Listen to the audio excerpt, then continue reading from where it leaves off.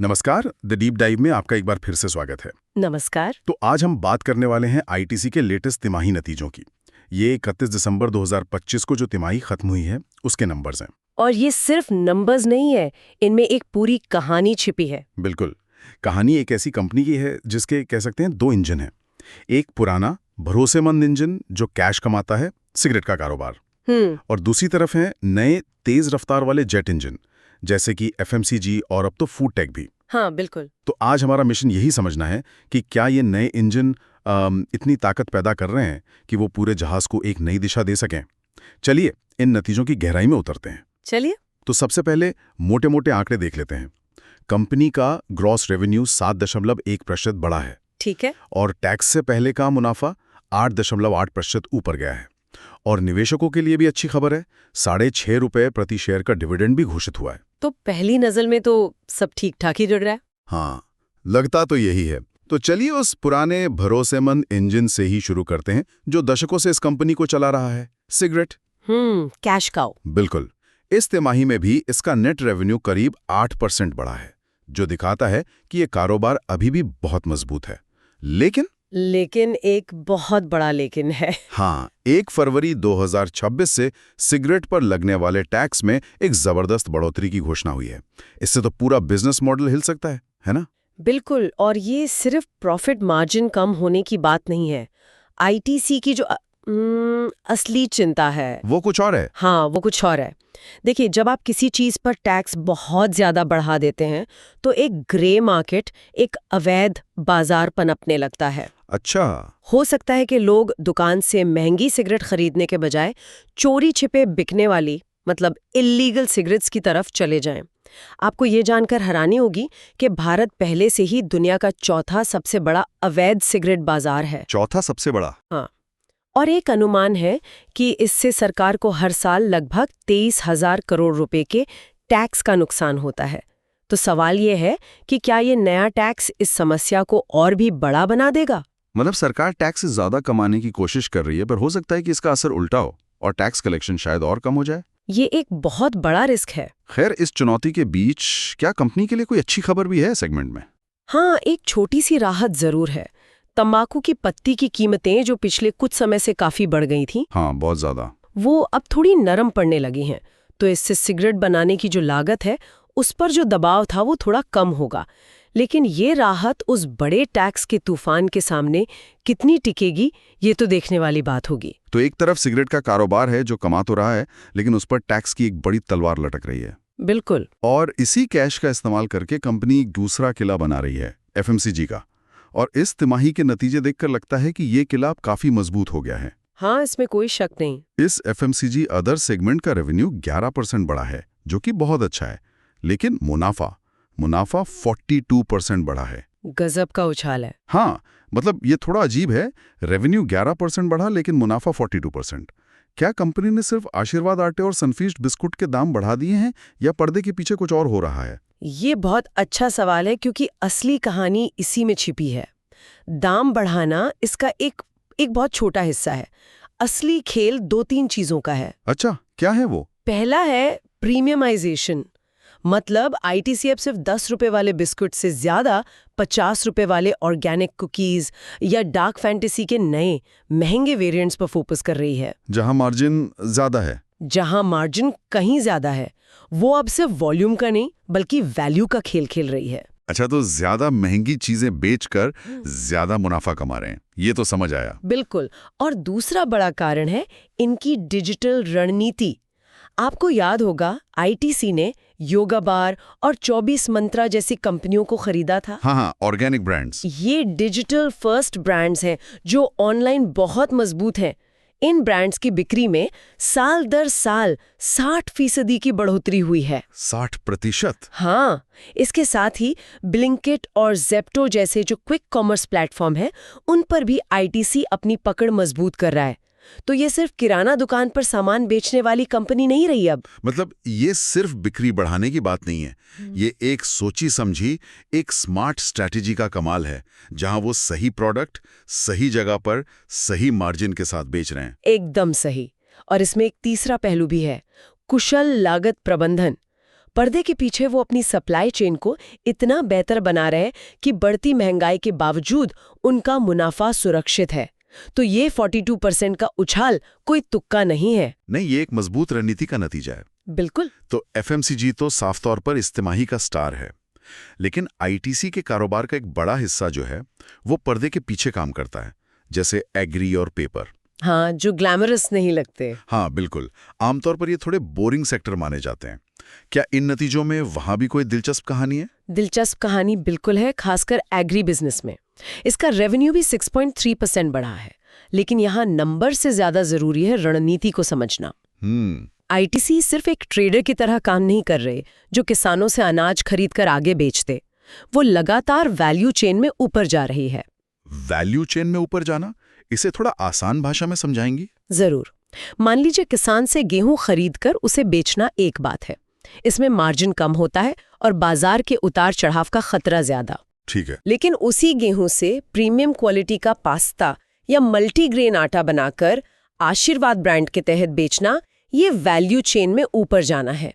इसी तरह वो सिर्फ मसालों के ट्रेडर नहीं है, बल्कि वैल्यू एडेड मसाले, कॉफी और फ्रोजन समुद्री उत्पादों जैसे प्रोडक्ट्स पर ज्यादा ध्यान दे रहे हैं। अच्छा। इससे न सिर्फ मुनाफा बढ़ता है, बल्कि कंपनी की निर्भरता कमोडिटी की कीमतों पर कम हो जाती है। समझ गया। तो ये भविष्य के लिए एक ज्यादा स्थिर और मुनाफे वाला बिजनेस मॉडल बना रहा है। अच्छा, अब बात करते हैं पेपर बिजनेस की। जहां तक मुझे याद है, ये सेक्टर तो काफी मुश्किलों से गुजर रहा था। आप सही कह रहे हैं। ये इंडस्ट्री दोहरी मार झेल रही थी। एक तरफ चीन जैसे देशों से सस्ता पेपर थोक में भारत आ रहा था। डंपिंग हो रही थी। हाँ, डंपिंग हो रही थी, जिससे घरेलू कंपनियों के लिए मुकाबला करना मुश्किल हो गया था। और दूसरी तरफ लकड़ी की कीमतें आसमान छू रही थीं, जिससे बनाने की लागत बढ़ गई थी। लेकिन अब हालत बदल रहे हैं। वो कैसे? इसके पीछे सरकार का एक बड़ा कदम है, जिसे मिनिमम इंपोर्ट प्राइस या MIP कहते हैं। आसान भाषा में कहें तो सरकार ने एक न्यूनतम कीमत तय कर दी है, जिससे नीचे कोई भी देश भारत में पेपर नहीं बेच सकता। एक तरह का प्राइस फ्लोर बना दिया। बिल्कुल। इस प्राइस फ्लोर ने चीन से आने वाले सस्ते माल पर लगाम लगाई है और घरेलू कंपनियों को सांस लेने की जगह दी है। इसी का असर है कि पिछली तिमाही के मुकाबले इस तिमाही में आईटीसी के पेपर बिजनेस का मुनाफा 19% बढ़ा है। 19%? ये तो बहुत अच्छा सुधार है। बहुत अच्छा।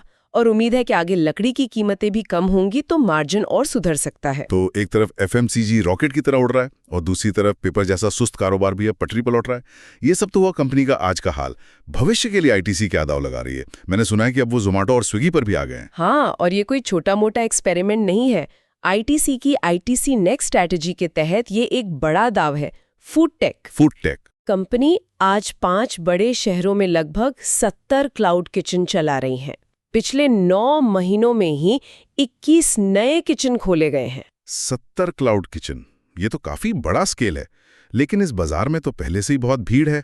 आईटीसी यहाँ अलग क्या कर रही है? यहाँ आईटीसी अपनी 2 सबसे बड़ी ताकतों को मिला रही है। पहली, उनके होटलों की दशकों पुरानी पाक कला विशेषज्ञता, मतलब कुलिनरी एक्सपर्टीज। मास्टर शेफ वाली। हाँ, वो आईटीसी मास्टर शेफ क्रिएशंस जैसे ब्रांड के तहत वही क्वालिटी वाला खाना दे रहे हैं जो उनके 5 स्टार होटलों में मिलता है। और दूसरी ताकत है उनका विशाल एफएमसीजी डिस्ट्रीब्यूशन नेटवर्क। अच्छा, वो कैसे? सोचिए, आईटीसी आशीर्वाद सोल क्रिएशंस जैसे ब्रांड के जरिए वो अपने मौजूदा सप्लाई चेन का इस्तेमाल कर रहे हैं। इस बिजनेस की सालाना GMV। एक मिनट, ये GMV क्या होता है? GMV यानी ग्रॉस मर्चेंडाइज वैल्यू। सीधे शब्दों में जोमेटो या स्विगी जैसे प्लेटफॉर्म पर उनके किचन से हुई कुल बिक्री। ओके। और ये GMV दोगुनी होकर लगभग 150 करोड़ रुपए तक पहुंच गई है। तो ये सिर्फ बिरयानी बेचना नहीं है, ये अपनी विरासत और अपने नेटवर्क का स्मार्ट इस्तेमाल करना है। सोचकर ही अजीब लगता है। जो कंपनी दशकों से किसानों से तंबाकू खरीद रही थी, अब वही कंपनी जोमेटो पर मास्टर शेफ के नाम से खाना बेच रही है। ये कमाल का ट्रांसफॉर्मेशन है। बिल्कुल है। अब एक ऐसे पहलू पर आते हैं जिसका जिक्र फाइनेंशियल रिपोर्ट में कम होता है, लेकिन आईटीसी इस पर बहुत जोर देती है, सस्टेनेबिलिटी। उनके आंकड़े तो हैरान करने वाले हैं। 23 साल से वाटर पॉजिटिव, 20 साल से कार्बन पॉजिटिव। ये सब सुनने में बहुत अच्छा लगता है, पर क्या इसका बिजनेस से कोई सीधा लेना देना है या ये सिर्फ एक अच्छी PR एक्सरसाइज है? ये सवाल बहुत जरूरी है और इसका जवाब है नहीं, ये सिर्फ PR नहीं है। ये अब एक स्ट्रेटेजिक फायदा, एक स्ट्रेटेजिक मोट बन चुका है। वो कैसे? आज की दुनिया में दुनिया भर के बड़े बड़े निवेशक, जिन्हें ESG यानी एनवायरनमेंट, सोशल और गवर्नेंस फंड्स कहते हैं, वो ऐसी ही कंपनियों में पैसा लगाना चाहते हैं जो पर्यावरण के प्रति जिम्मेदार हों। अच्छा। ITC का लगातार इतने सालों तक वाटर, कार्बन और सॉलिड वेस्ट पॉजिटिव रहना उन्हें इन निवेशकों की नज़र में बहुत आकर्षक बनाता है। मतलब अच्छा काम करने का सीधा फायदा कंपनी के शेयर प्राइस और उसकी वैल्यूएशन पर भी पड़ सकता है। बिल्कुल, और ये सिर्फ कंपनी का दावा नहीं है। MSCI ESG जैसी ग्लोबल रेटिंग एजेंसी ने उन्हें लगातार 7वें साल AA रेटिंग दी है, जो इंडस्ट्री में बेस्ट में से एक है। 7वें साल? हाँ, डाउ जोन्स सस्टेनेबिलिटी इंडेक्स में शामिल होना भी एक बड़ी बात है। तो आज के ज़माने में सस्टेनेबल होना सिर्फ एक नैतिक जिम्मेदारी नहीं, बल्कि एक ठोस बिजनेस रणनीति है जो लॉन्ग टर्म में कंपनी को और मजबूत बनाती है। तो इन सब का क्या मतलब निकलता है? जब हम सारे टुकड़ों को जोड़कर देखते हैं तो एक साफ तस्वीर उभरती है। ये कहानी है एक संतुलित विस्तार की। ऐसा लगता है कि ITC का ये विविध पोर्टफोलियो, जिसकी कभी आलोचना होती थी, आज इस अनिश्चितता के दौर में एक ढाल का काम कर रहा है। एकदम मुख्य बात यही है। ये तिमाही दिखाती है कि कैसे कंपनी के अलग अलग कारोबार एक दूसरे को सहारा देते हैं, एक दूसरे को सपोर्ट करते हैं। हाँ, सिगरेट का स्थिर और कैश रिच कारोबार उस पूंजी को मुहैया कराता है जिससे FMCG और फूड टेक जैसे भविष्य के ग्रोथ इंजन को फंड किया जा सके। जब एक सेक्टर दबाव में होता है तो दूसरा उसे संभाल लेता है। सही बात है। ये एक ऐसी मशीन की तरह है जिसके कई इंजन हैं और सब मिलकर इसे आगे बढ़ा रहे हैं। सिगरेट का कारोबार आज भी जरूरी है, लेकिन कंपनी का भविष्य अब उस पर अकेले निर्भर नहीं है। तो ये थी ITC के तिमाही नतीजों के पीछे की कहानी। एक ऐसी कंपनी जो अपनी विरासत को सहेजते हुए भविष्य के लिए बहुत तेजी से नए रास्ते बना रही है। और इन नतीजों से एक बहुत बड़ा सवाल भी खड़ा होता है, जिस पर शायद निवेशकों को सोचना चाहिए। क्या सवाल? सिगरेट पर लगने वाले नए टैक्स के दबाव और दूसरी तरफ FMCG व फूड टेक की इस जबरदस्त रफ्तार को देखते हुए अगले 5 सालों में ITC के भीतर निवेश और प्रायोरिटीज किस तरह बदल सकती हैं? अगर आज का स्टार परफॉर्मर यानी FMCG सेगमेंट इसी रफ्तार से बढ़ता रहा, तो क्या वो दिन दूर है जब वो कंपनी का मुख्य इंजन बन जाएगा और सिगरेट सिर्फ एक सहायक भूमिका में रह जाएगा? मतलब कंपनी के अंदर सत्ता का संतुलन किस तरफ झुकेगा, ये देखना बेहद दिलचस्प होगा। बिल्कुल।